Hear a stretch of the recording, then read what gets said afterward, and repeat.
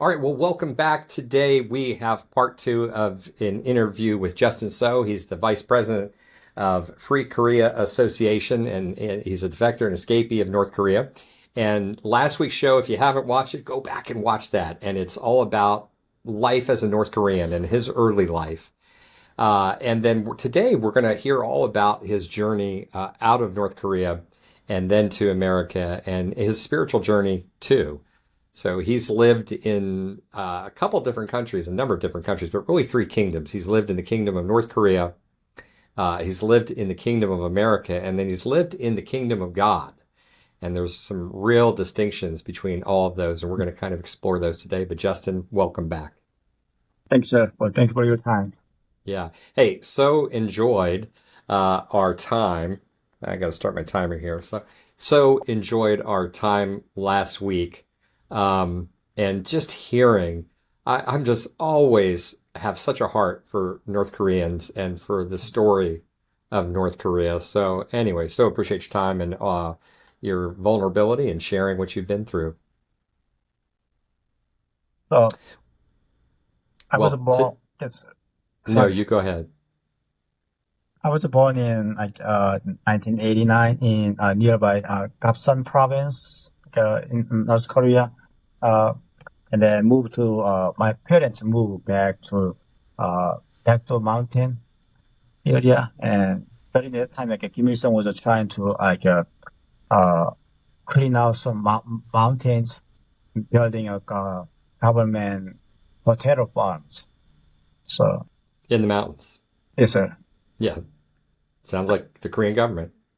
That is correct. Enjoy the nature and then building their own kingdom there. Yeah. And building potato farms in the mountains. Yes. Yeah. So, and when did you first leave North Korea? My first leave was officially left North Korea was 2004, December 31st. It was Okay. right before the New Year's Day. I mean, that was, I didn't even plan to leave. It was very out of blue. I had no choice. I mean, I do have a choice, but I Go just ahead and don't tell want people to. what was going on. Yes. I mean, that time, my father was reported back to North Korea from China. It was his second time deportation, and that was first time. And then my mom just sent me to Cheongjin City for market to buy some ingredients, rice, oil, peppers for my father. And And was the famine going on at this time? I mean, I was the famine still going on. Yes, sir.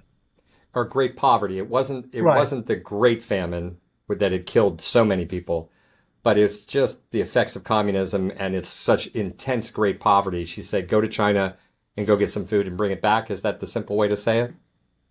I mean, she didn't tell me to go to China, but she just Okay. want me to go to Cheongjin City. Cheongjin City is inside North Korea, Okay. but Okay. more towards inside the coast city. So it's the biggest market I was in North Korea, Mm. and she sent me to there. I went with my friends, and then make a long story too short, I lost everything at the train station, and then I went to took a train under the train. And one thing I don't want to skip about the train thing is that because I felt, well, it was my first time, strongly felt like a supernatural, like when I took under the train, there was someone pushing me up. That's my supernatural thing I ever sensed, strongly sensed. Well, pause right there. We're going to have to take a quick word from our sponsors and we're going to come back and hear more about that. Yes, sir. All right, welcome back, Justin. You were just getting into really it sounds like your first real spiritual experience. You had gone to this city to get food Yes, for sir. your family, and you were explaining something that happened to you. It was and you go ahead and get into that. Let me get out of the way. So from Cheongjin City to Musan City is a nearby Chinese border. And in order to get there, I have to either walk or walking will be several days. and I have nothing, so I had to take a train. But getting onto train, I have to buy like either like a train ticket or identification, but I have nothing. And make a long story too short, like the train security guard kicked me off the train, so I took under the train. So like, there's like a wheels, train wheels, both sides, and I saw some pipes there. I hanging onto it. It was Oh my December. It's gosh. really cold. Oh my And gosh. in North Korea, there's a term like if you want someone you don't like, you want them to death early, then make them travel like December to March. That's like a North Korean term because it's so cold. Yeah. So I took under the train, and I felt someone like pushing me up. So I was not even tired. I was not cold. Nothing. I didn't expect to like make it to maybe 30 minutes, long lasts, but entire like the 4 hours and 4 hours. Oh my. I was yes. I was not cold. I was not like tired. That was my first time I felt like supernatural. Okay. And then when do you cross over into China? So in December, that was like a December 31st when I arrived to like Busan City, and then December 31st, I will say around like 10 to 11 a.m. I crossed the border, and then I stayed there like overnight. I contacted like my relatives in China. They are Chinese Korean citizens. Okay. So, and then next day in January 1st, I crossed back, trying to going back to North Korea to mom. And I mean, I was a country boy. I know nothing about it. So I crossed in bright daylight. No one does that. It's just great adventure as a young man. Was that how you summed up? You're like, I just guess. Maybe like what my father previously told me, like just shut your brain down. Maybe that's what I did. Shut my brain down. Cross the border of daylight. there you go. Okay. So there wasn't any great revelation about how different things were because you only saw a very short glimpse of China and then Yes. came right back. Right. Okay. So fast forward, when do you next go to China? Next, so the second trip, like leaving was also unexpected trip, like 2005, like when I was inside a village in like a police station, and my home was having nothing to eat, so I went out to like, a government farm. I stole some like potatoes. I mean, I didn't even steal. Like that's my mom bought slavery, so to me it's like I'm getting my mom's share from the government. Yes. So they don't looking at that way. And my neighbor, she was my schoolmate. She reported to a village leader, and then they trying to send me to prison. And that's why my mom urged me to leave the country. Okay. So 2005 September. That And was how my did you second and final leave. how did you cross the border? Was it train or the river? What did you do? So we walked through like a Baekdu mountain, like a nearby Baekdu mountain. So it was a deepest forest.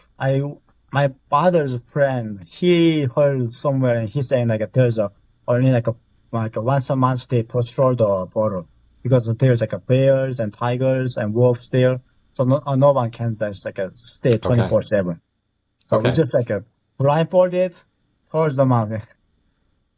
Yeah, and so you weren't eaten. You made it over the border, and you come into China. And what do you see in China? How different a world is it? I mean, I don't know. Like to me, it's like our lives in North Korea worse than like the dogs' lives in China. We don't even have enough food in China. Like even dogs have eating like rice. We don't. Even like birthdays, we cannot even have a rice to eat. Only the potatoes, potatoes, potatoes. Some people don't even have potatoes. It really makes me mad. Mm. One thing, What? yeah, sorry. No, you go ahead. Just keep So, describing the difference. What did you say? You woke up in this completely different world, and what were you seeing? I mean, in North Korea, one thing I always remember is like in September, harvesting potatoes. Right after harvesting the potato, I brought my domestic pigs to like a potato farm. And I try to like get some potatoes from like after harvest. And then even the pigs, they don't eat like a small, like ugly potatoes. They only like one chunk of a bite from like good looking potatoes. And they don't even eat the small ones. And I have to like eat that. When I look at that, I was like, even pigs don't eat this potato, and I have to eat this. Hmm. I think that was like it really makes me sick of the countries. When I was living in North Korea, I was happy because I don't have to eat potato throughout my life. But I was sad leaving my home, my friends, my mom. It was a mixed feeling. But when I went to China, I mean, our status was running from the Chinese authorities, but I still have a freedom to whatever I want to watch, whatever I want to hear, or like whatever the food I want to eat. That was it was really good. Yeah. Very different world. And did that now see you already, from what you'd said, had the perspective that what you knew your existence in North Korea or the reality of how the government described things was a lie, but then you're starting to experience it. And so you're saying there's the food and just how people lived and much more freedom. And again, this is back then a much more different China. It's a much more undeveloped China, very backward Right. compared to the States, but a huge difference from what you'd say, huge difference from what you would experience in North Korea. Right. So when I was in like a Cheongjin prison, it's called I call it gathering prison, and over there like everybody, whoever like, just to skip once to China, they said they will skip again, even if it means to death, because they know they tasted a piece of freedom. So Yeah. they say like they rather die than not having Yeah. a freedom. Yep. That's a big difference. Yeah. That's the biggest difference. It's not even the materialism. It's not the food. It's, oh my gosh, my mind and my whole existence, I'm out of prison. Right. That's fascinating. And it's so hard even for a Westerner because we just it's like breathing. We just take it for granted. Fascinating. Okay. And so kind of take us to the next step in your journey. You're on a journey to the United States. What's the next big step? I mean, when I was in North Korea, we constantly listening Voice of America, the radio, and they have like a Korean channels though we constantly listening. And I would try to contact them, like making an international phone calls, but of course I never touched like the modern phones, modern Yeah. technology. So I struggled a lot. I spent the multiple times at the PC room and then trying to contact with the other gamers, other news reporters. And And let me pause you there, Justin. So were you listening on shortwave radio? yes, Voice So of we had, America. yeah, Voice of America, and we had talked prior recording. But what percentage of people? You said, I think maybe a guess was like 1%, half of 1% of people have a shortwave radio.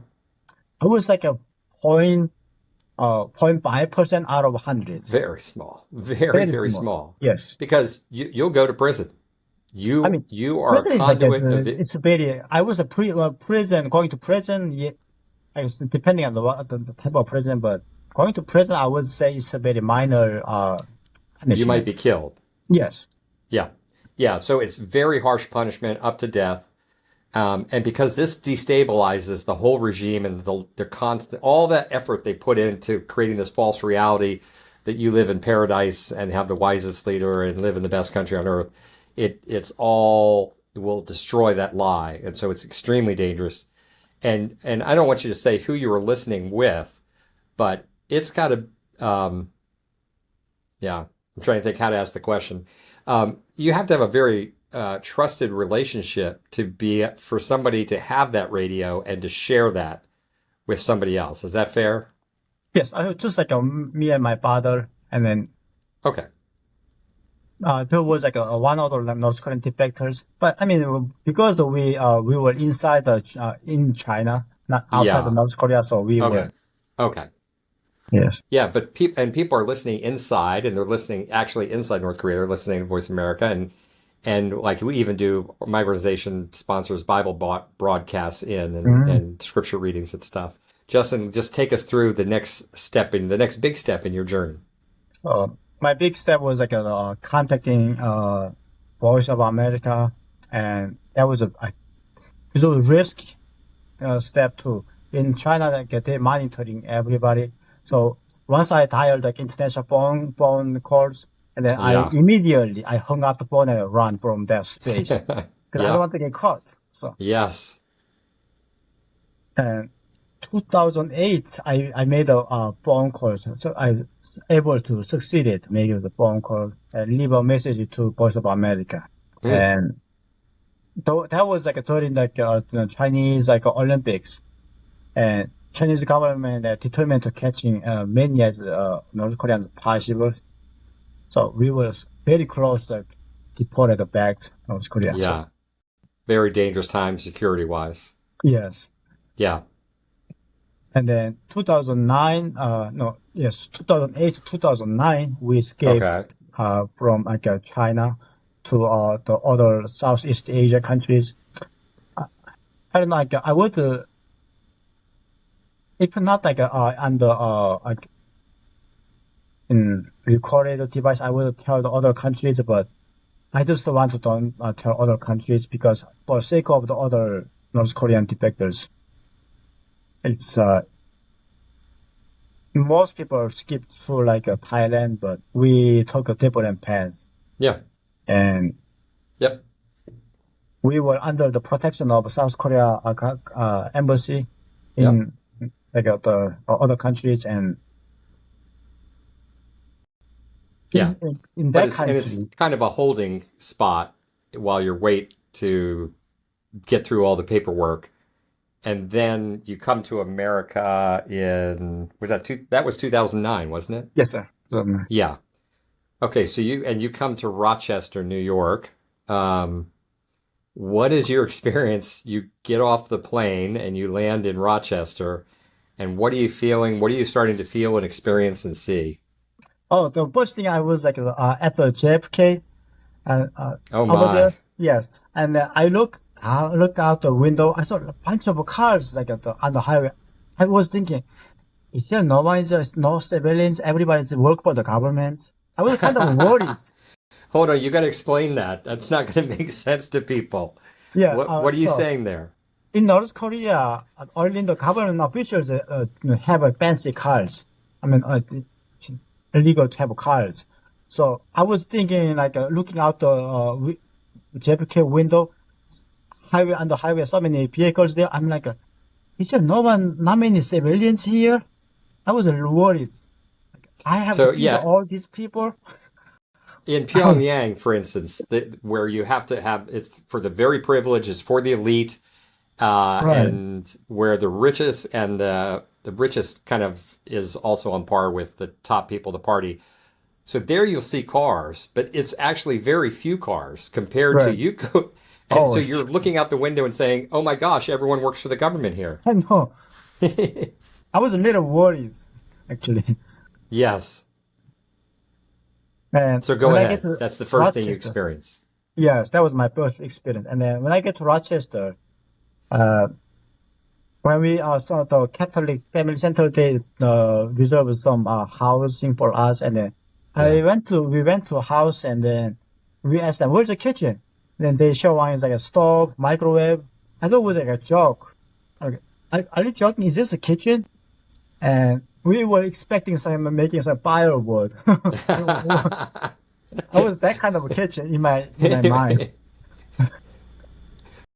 That's you make it and you put the fire in the stove, I guess. Yes, Yeah. So this was dreamland. It's like you're kidding me. I And know. and this is just a refugee existence. It's a very, very low level existence, but it's magnificent from your background. Yes, I thought they were like they were joking. Every, even my parents thought it was like this is not a kitchen. How do we able to cook? How do we make food here? I know. So and one thing like when I went out to the streets, I was so relieved was like I don't have to run away from the police car. So that was I was first time realizing, okay, finally I have freedom. That Yeah. was a realization. So I don't That and in China I have to like run from the police. hmm So not anymore, sir. That was a big relief. yeah, and not only just not running from the police, it's your mind, all those teachings from your father to stay alive, that you lock down your mind and don't think, because when you start thinking, it leaks out of your mouth. All of a sudden, you had freedom of Yes. the mind. And again, we take this for granted as Americans. So what did that feel like to that you had complete freedom all of a sudden? Talk about that. It's like overwhelming. It's really overwhelming. Like it's like what can I do? What should I do? I don't know what to do actually. Really, Mm. because so many paperwork or sometimes and for the freedom, yes, it's just overwhelming. There's so much freedom. Yeah, and a typical story, by the way, just comes to mind is when the person first goes to the supermarket. Was that was that of great interest to you? I mean, Or like I Walmart? was, yes, I was like at the in the even dollar store. I would spend like a whole day looking at this, looking at that. I'm like, Oh my oh, gosh. oh, like, yes. Everything So is like amazes me. China is you've like a great compared to North Korea, but yeah, U.S. compared to China, big yes. difference. Huge. Yeah. Yes. And so you had taken off in a rocket ship from North Korea and you All landed on right. another planet called Rochester, America, Right. and you're just walking around in your spacesuit just in wonder at this strange, strange world. Um, and then let's talk about your journey to faith and even your journey as a Jonah, like we talked about prior to recording as we're getting to know each other. Just talk about that. So I officially decided to baptize was 2013. Okay. Prior to that, my friend, his name is Evan Sanford. He took me to Thursday night Bible study and then showed me like the movies, like Passion of Christ and Joseph Oh, and those wow. movies. And he did a lot, and that I think helped me a lot. And I mean, I don't know. Bless I'm you, still like Evan. learning about the God, and Yeah. so I don't think it's like I never say I learned. I still like a Yes. constant learning process. That's my own experience. And of course, I'm a human being. I have like a human like greedy. I want to be like the rich. I Yep. want to have like successful careers and families. But somehow, like a few years, in the past, I felt like something deep inside, like telling me to walk different paths than like what I personally thinks. But I was like, I don't want to go like the taking that path. To me, it's like I don't know. I just like don't like to be maybe taking the words from any others from God, including even though I'm Mm. baptized. So I was like denying it, but it made my life miserable. More I denied it. So finally, like I come to a sense like there's no escaping point. And can I mirror this back to you to make sure we understand? So you're saying you're feeling this pull from God. And even it really started back in North Korea, like even with the train incident and some other Yes, things, that something you didn't understand it at the time, but God was at work in your life, and even yes, when you were a refugee. But here you come to the States and you're in paradise, and you'd really love to live the American dream, but you feel the Lord pulling you on this path, yes, right, and like it's not just a defector experience that accentuates the distrust, but there's also all of us have to come to this decision of I'm on the throne of my life and I don't want to get off. right, And sometimes we have to get pushed off, but you're feeling this pull from God, and you're resisting, and there's a wrestling match going on inside. Is that what you're right. telling us? Yes, sir. So Okay. I feel like the one side of my mind is like I don't want to do this. One side is like I should. That's always like struggling. Yeah. And but it's like I mean like a few years ago, I just like before moving to Virginia from Rochester to Virginia, I don't even like planning to go into church anymore. I just Yeah. completely uh walk away from it. But And you just had been through some hardship, some intense hardship in your life, just to fill in a little bit for the listener. And so you were just like, that's it. I don't want anything right, to do with all that, with God right. or anything else. Yeah, okay. I mean, like we are all human beings. We make a mistake, but I guess I'm Yeah. just making the excuse using that words, those things. Yeah. That's what I'm looking at right now.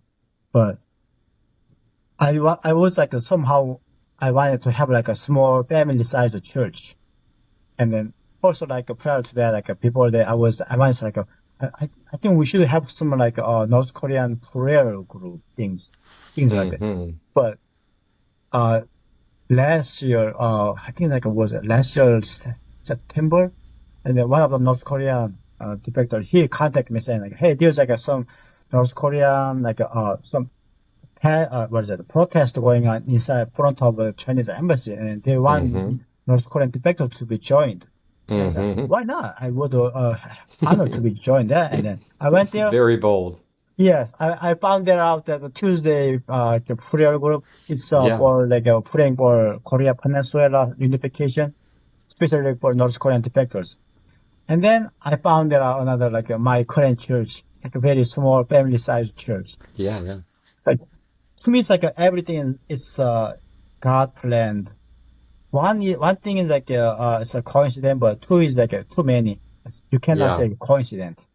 Yeah. And sometimes like I'm looking at this way.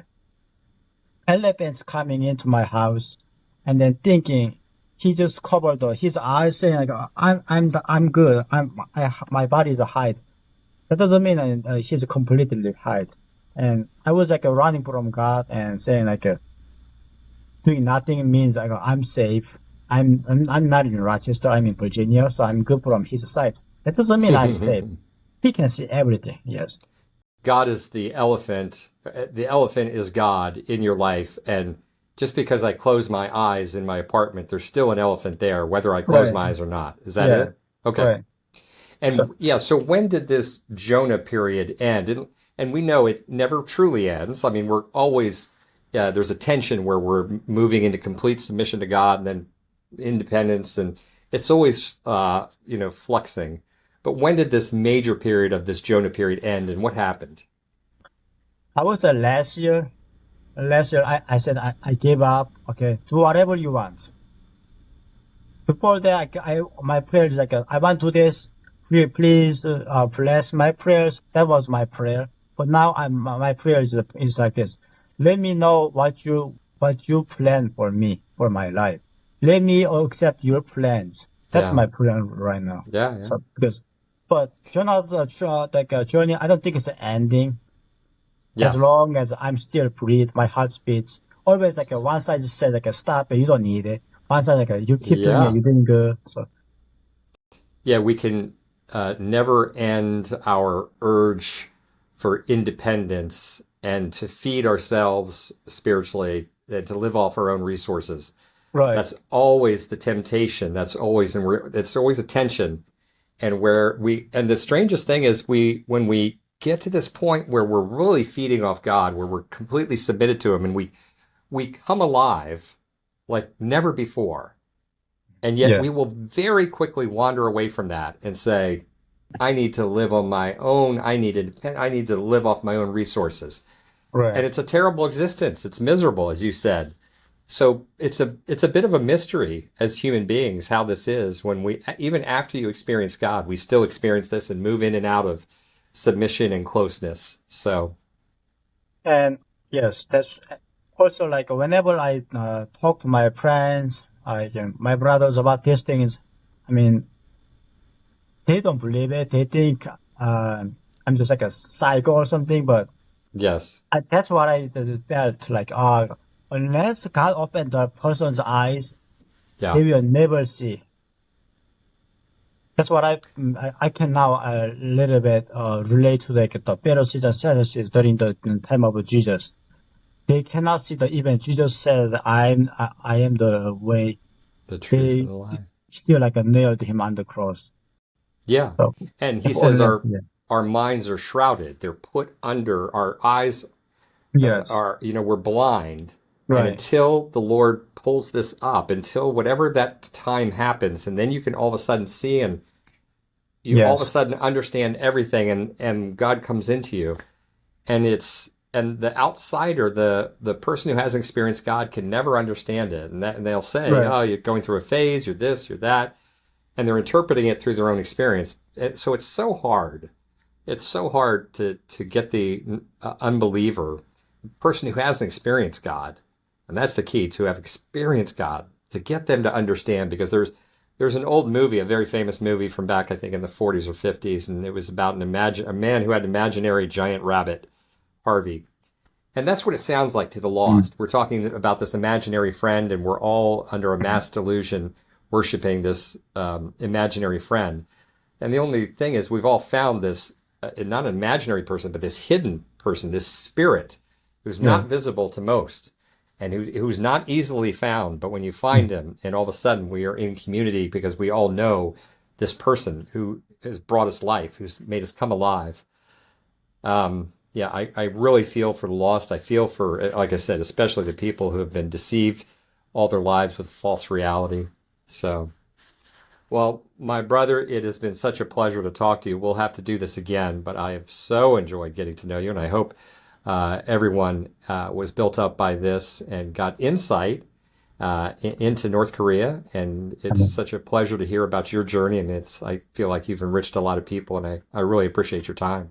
Thank you, sir. Thank you for the time. All righty. God bless you.